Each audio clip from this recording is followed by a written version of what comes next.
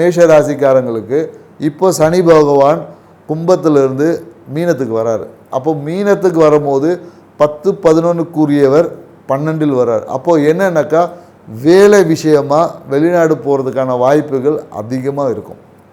So மேலும் என்னன்னாக்கா வேலையில் முதலீடுகளை அதிகம் பண்ணுவாங்க. தொழில் ரீதியான முதலீடுகளை இந்த காலகட்டத்தில் அதிகமாக செய்வாங்கன்னா கண்டிப்பாக செய்வாங்க. ஏன்னா சனி இருக்கிற இடத்த பெருக்குவார். அதனால் என்னன்னாக்கா தன்னுடைய பிரான்ச்சஸை விஸ்தரிப்பு பண்ணணும்னு சொல்லி நிறைய அகலமாக எக்ஸ்பேண்ட் பண்ணுவாங்க. ஸோ இந்த காலகட்டத்தில் இவங்க என்னன்னாக்கா தேவையற்ற பிரச்சனைகளில் இவங்க சிக்குவதுக்கான வாய்ப்புகள் இருக்கான்னா கண்டிப்பாக இருக்குது. ஏன்னா சனி பகவானுடைய பார்வை 3ஆம் பார்வையை 2ஆம் இடத்தை பார்க்குறாரு. அப்போ என்னன்னாக்கா பொருளாதாரம் தனம் என்பது விரயமாகும்.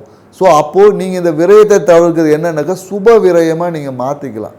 ஸோ எப்படி இருந்தாலும் சனி பகவான் 3ஆம் பார்வையாக உங்களுடைய மேஷ ராசிக்கு 2ஆம் இடத்தை பார்க்கறதுனால உங்களுடைய தனம் என்பது விரயமாகவும் தனத்தில் வரக்கூடிய வரவுகள் என்பது கம்மியாக வரும். எதிர்பார்த்த வரவுகளுக்கு கொஞ்சம் ஸ்லோவாக இருக்கும்.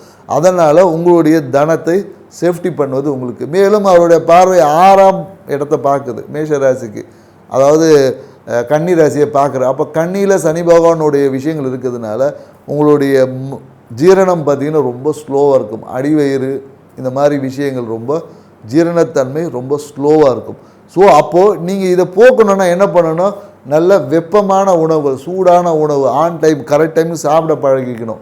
இன்றைக்கி நீங்கள் சாப்பிடலன்னு வச்சுக்கிங்களேன், அது உங்களுக்கு தேவையற்ற மருத்துவ விரயங்களை ஏற்படுத்திடும். அதனால் குறிப்பிட்ட டைமில் மேஷ ராசிக்காரர்கள் சாப்பிட பழகிக்கிங்க.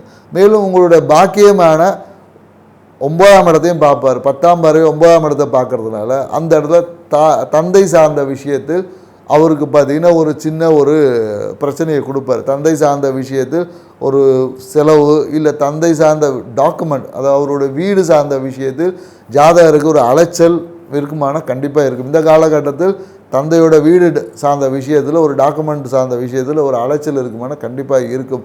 ஸோ இதை இவங்க சரி பண்ணணும்னா என்ன பண்ணலாம் அப்படின்னு பார்த்தீங்கன்னா, முதல்ல இவங்களோட உணவு முறையை சரி பண்ணணும். ஃபஸ்ட்டு இவங்ககிட்ட இருக்க தனத்தை கொஞ்சம் சேஃப்டி பண்ணி வைக்கணும். இன்னொன்று என்னென்னாக்கா இரவு தூக்கத்தை இவங்க வச்சுருந்தாவே வாழ்க்கையில் பல விஷயங்களை சாதிக்கலாம். அப்படி இவங்களுடைய விஷயங்கள் இன்னும் மேன்மை அடையணுன்னா என்ன பண்ணலாம் அப்படின்னு பார்த்தீங்கன்னு வச்சுக்கிங்களேன். ஸோ இவங்க இந்த என்ன பண்ணலான்னா அந்த காமதேனுன்னு சொல்லக்கூடிய பசுமாட்டுக்கு அகத்திக்கீரையை கொடுக்கலாம். இந்த காலகட்டத்தில் பசுமாட்டுக்கு அகத்திக்கீரையை கொடுக்கும் போது உங்களுடைய விரயங்கள் என்பது நல்ல விஷயங்கள் பெருகும்.